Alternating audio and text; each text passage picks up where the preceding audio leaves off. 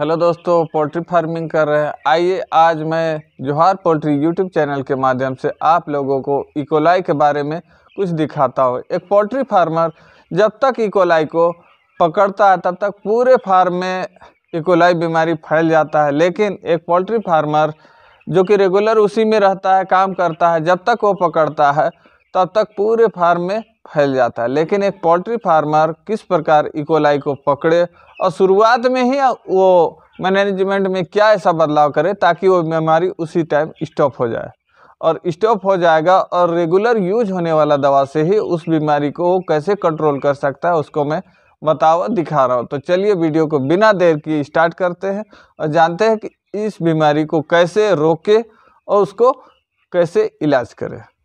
दोस्तों, अभी जो आप स्क्रीन में वीडियो में देख पा रहे हैं उसमें जो आप एक बर्ड देख रहे हैं वो इकोलाई से प्रभावित है। दोस्तों, यही पहचान है एक पोल्ट्री का कि जैसे एक या दो बर्ड इस तरह का अगर दिखे तो उसी समय सावधान हो जाइए और इकोलाई के बारे में सावधान हो जाइए।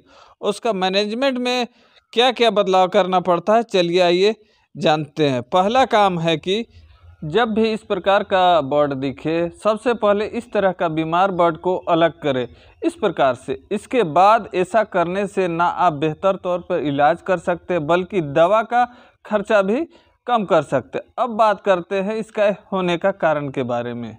ये बीमारी जो होता है ना दोस्तों, ये इकोलाई बैक्टीरिया के कारण होता है और इसका संक्रमण कभी भी हो सकता है। पहले दिन से लेकर के मुर्गा बेचने तक कभी भी इसका संक्रमण हो सकता है। अब बात करते हैं मोर्टलिटी के बारे में। तो इस बीमारी में ना दोस्तों 0 से लेकर के 10% तक मोर्टलिटी होता है, पर अगर समय पर इसका इलाज ना किया जाए ना दोस्तों तो भयंकर मोर्टलिटी भी हो सकता है। लेकिन सबसे बड़ा नुकसान है ना दोस्तों FCR का होता है। जनरली एक पोल्ट्री फार्मर जो है सो 3 kg फीड खिला करके 2 kg का मुर्गा का वज़न ले लाता है, लेकिन अगर ये बीमारी हो गया ना दोस्तों तो जान लीजिए कि कितना भी अच्छा फीड हो, आप 3 kg खिला करके 2 kg वज़न नहीं ला सकते, कम ही हो जाता है। सबसे बड़ा नुकसान इस बीमारी का इलाज करने के बाद भी एक फार्मर को उस लोट में झेलना पड़ता है। ये एक फार्मर का सबसे बड़ा नुकसान होता है। लेकिन अब बात करते हैं कि इसका लक्षण के बारे में। कहे कि अगर लक्षण पोल्ट्री फार्मर कहे कि एक पोल्ट्री फार्मर ही फार्म में काम करता है या उसका कर्मचारी काम करता है, लेकिन फार्मर जो है वो तो जाता ही है अपना फार्म में, लेकिन अगर उसका लक्षण अगर वो देख लेना दोस्तों तो इस बीमारी को उसका लक्षण के द्वारा अगर पकड़ ले तो इस बीमारी को समय से पहले ही रोक सकता है। लेकिन बहुत सारे पोल्ट्री फार्मर है कि जब बीमारी हो जाता है, मोर्टलिटी होने लगता है, तब इस बीमारी के बारे में अलर्ट होते हैं। लेकिन इस वीडियो को देखने के बाद आप इसका लक्षण के बारे में पहले ही पकड़ लेंगे और इस बीमारी को रोक सकते हैं। तो चलिए, सबसे पहला लक्षण है सुस्त मुर्गी। जैसा कि आप वीडियो में देख रहे हैं मुर्गी सुस्त दिखाई देगा। ये नहीं कि जो बीमार दिख रहा है सारी मुर्गियों को का खाना पीना कुछ हद तक कम हो जाएगा, एकदम से बर्ड का फीड इंटेक कम हो जाएगा। दूसरा लक्षण है तरह तरह का बीट करना, जैसे उजला बीट करेंगे, पीला करेंगे, ईंट का रंग करेंगे। कहने का मतलब है कि दोस्तों कि बीट में बदलाव नज़र आएगा। और तीसरा कारण सांस संबंधी समस्या, लगेगा कि बर्ड कहीं से भाग के आया है, हाँफ रहा है, इस तरह का लक्षण दिखाई देगा। और हो सके तो अगर पिछला बैच में आपका अगर CRD आया है तो CRD का भी होने का चांस बहुत हद तक रहता है। कहे कि CRD और इकोलाई एक दूसरा का पूरक माने जाते हैं। अगर CRD होगा तो इकोलाई आएगा, अगर इकोलाई हुआ तो CRD आएगा। मतलब ये दोनों बीमारी एक दूसरे के पूरक माने जाते हैं। इस बीमारी का होने का कोई उम्र सीमा तो है नहीं। अब बात करते हैं कि ये बीमारी फैलता कैसे है, क्योंकि अगर फैलने का सोर्स ऑफ इन्फेक्शन अगर हम लोग जान गए ना दोस्तों तो इस बीमारी को दूर करने में बहुत आसानी होगा। तो सबसे पहला कारण है पानी। ये बीमारी जो है सो 90% चांस संक्रमित पानी से ही माना जाता है। और दूसरा कारण है हवा। जैसे कि बहुत सारे फार्म में 1, 2, 3 फार्म अगल बगल में बना होता है। अगर एक फार्म में ये बीमारी हो गया ना दोस्तों तो दूसरा में भी होने का चांस बना रहता है। और तीसरा कारण है लीटर और आदमी, जैसे कि एक फार्मर पुराना लीटर का भी कभी कभार उपयोग करता है, जिससे इस बीमारी का होने का चांस बढ़ जाता है। और आदमी, एक ही आदमी 2 या 3 सेट को एक साथ मुर्गी का देखभाल करता है, तो ये बीमारी होने का चांस बढ़ जाता है। अब बात करते हैं पोस्टमार्टम के बारे में। पोस्टमार्टम में लीवर में, कहने का मतलब है दोस्तों कि एक पोल्ट्री फार्मर 1-2 बर्ड अगर मर गया इस तरह का, तो पोल्ट्री फार्मर तुरंत तो डॉक्टर के पास जाएगा नहीं, वो खुद से उसका इलाज करेगा। तो एक पोल्ट्री फार्मर उसका क्या क्या पोस्टमार्टम में दिखेगा वो मैं बता रहा हूँ। पोस्टमार्टम में लीवर में जो है ना दोस्तों, जैसा कि आप स्क्रीन में देख रहे हैं, पनीर नुमा चुपड़ा हुआ ये वाइट कलर का दिखेगा, जो कि आप वीडियो में देख पा रहे हैं। और दूसरा, एयर सेक में उजला या पीला गाढ़ा द्रव दिखाई देगा। लेकिन अब बात करते हैं फाइनली इसका उपचार के बारे में।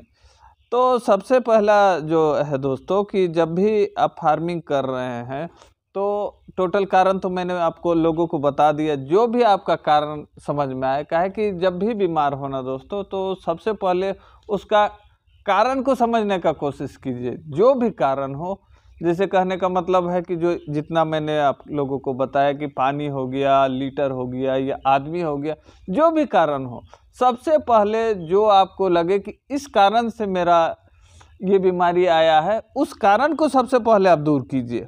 उसके बाद सबसे पहला काम, जितना भी फीडर हो, ड्रिंकर हो, अच्छी तरह से धोएं। और जब तक बीमारी दूर ना हो जाए ना, रोज़ एक बार धोएं।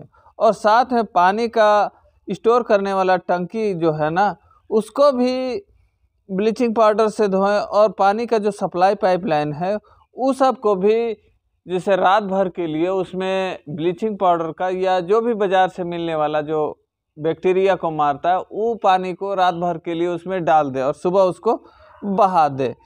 इस तरह का करने से जितना भी जो है सो फीडर हो, ड्रिंकर हो या टंकी हो या पाइपलाइन हो, जितना भी जगह में है ना दोस्तों, उन सब जगहों में इकोलाई बैक्टीरिया जो है सो कॉलोनी बना करके रहता है। सबसे पहले उस चीज़ को दूर करें, काहे कि जब तक इस चीज़ को दूर करेंगे ना दोस्तों, ये बीमारी जाएगा नहीं।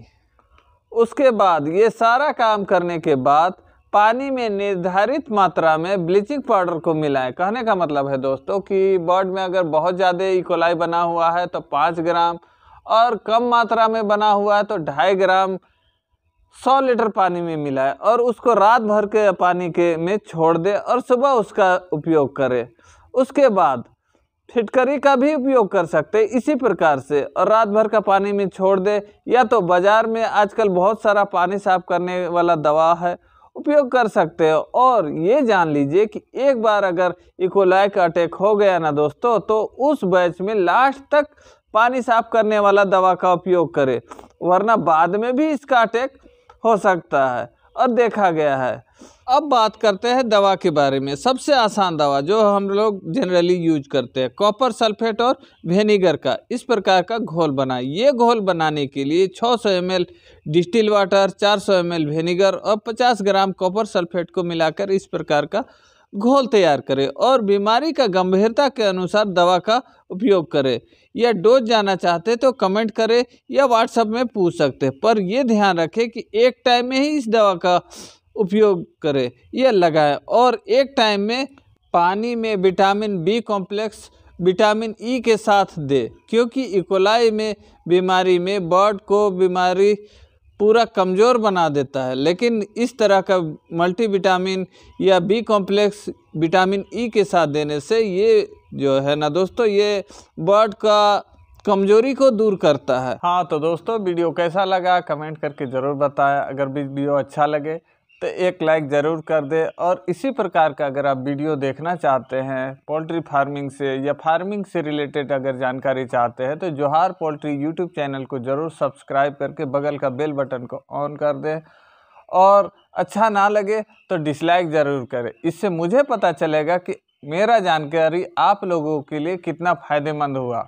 और किसी प्रकार का सवाल हो तो कमेंट करके पूछ सकते हैं। और इसी प्रकार का अगर आप वीडियो देखना चाहते हैं तो जोहार पोल्ट्री यूट्यूब चैनल को सब्सक्राइब कर ले और बगल का बेल बटन को ऑन कर दे। तो फिर मिलते हैं नए वीडियो के साथ, नए टॉपिक के साथ, जौहर पोल्ट्री यूट्यूब चैनल के साथ। नया वीडियो, नया टॉपिक, नए समस्या के साथ फिर आपके पास मैं हाजिर होऊंगा। तब तक के लिए अलविदा।